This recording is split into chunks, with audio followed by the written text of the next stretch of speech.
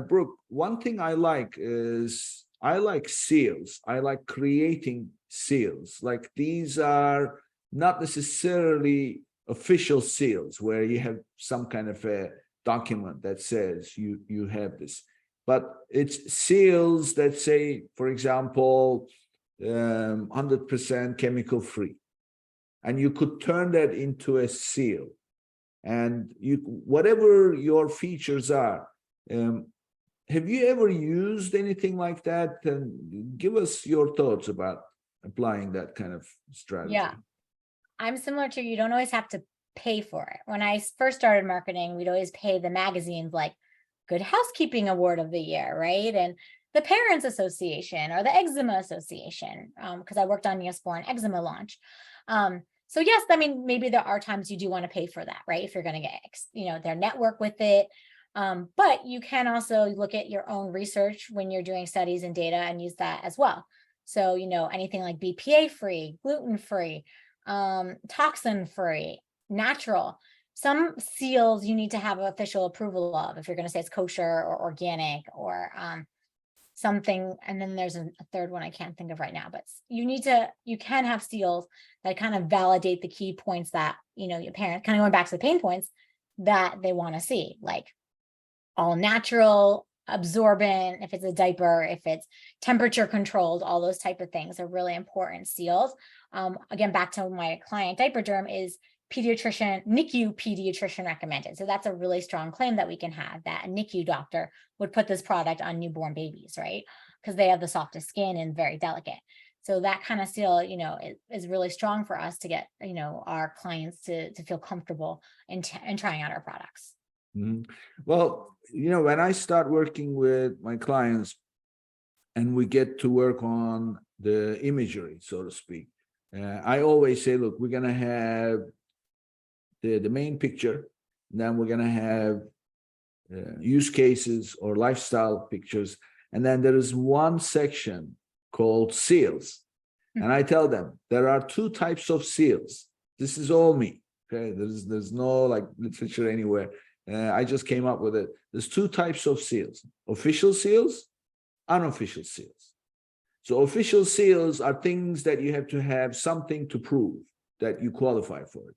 It could be your membership, it could be your certification, it could be whatever the case may be, the natural, organic, all those claims. In other words, the claims that you are making that need to be backed up with evidence, official evidence. Those are fine. I'm not referring to those. I'm referring to unofficial seals that I call unofficial seals. Unofficial seals, I give you some examples.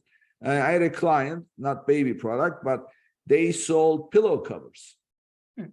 And one of the things that we found by reviewing their competition's reviews, that one of the busiest listings in that category, they were using zippers, and the zippers kept breaking. So what we did, we created a seal with a zipper and a red line across it, and we put the caption under it: no broken zippers. Now, that's not an official seal. Right. It's an unofficial seal, but perfectly useful to articulate the message where, this is what my product is going to offer you. So therefore, and also it's a picture, so they don't have to read it anywhere. So I'm sure that you can think of many other ways, but creating those seals, and then, of course, you can create as many as you want. Just think of things and then make them up. But you also ideally want to have a couple of official seals, and then you create a blend of them as like a strip, and then place those under every picture you have. So that kind of enhances the trust factor all across the board. Lifestyle pictures, infographic, whatever. Yeah. What do you think about that idea? I like that. And I know I like, this is Amazon focused, but I can't help as I'm a Jill of all trades with my marketing as Right. well. is like thinking about how you can also use that on your TikTok videos, right? Because it's now like an insight that you can make some Instagram or TikTok video for, right? It's an insight that you can write in a blog for on your website. It's an insight, for your email marketing. And so that's why I always say to my clients, Amazon's a tactic, right? It's one part of your business. It's an important part, and you need to definitely put your energy there. But it's like an insight tool as well. And you can use that from the testimonials and everything to learn about what kind of video content to create. You can use that information to make another video on your social media. And so I think, your insights on the not broken zippers is really, really interesting.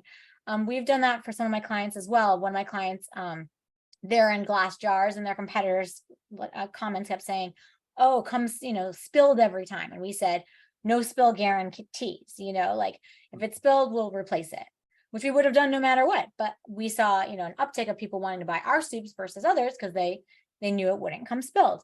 So there are just some things, to your point, about looking at insights and these unofficial seals. I never heard that term. I really like it. That you can create to help your clients on their Amazon pages. Yeah, great.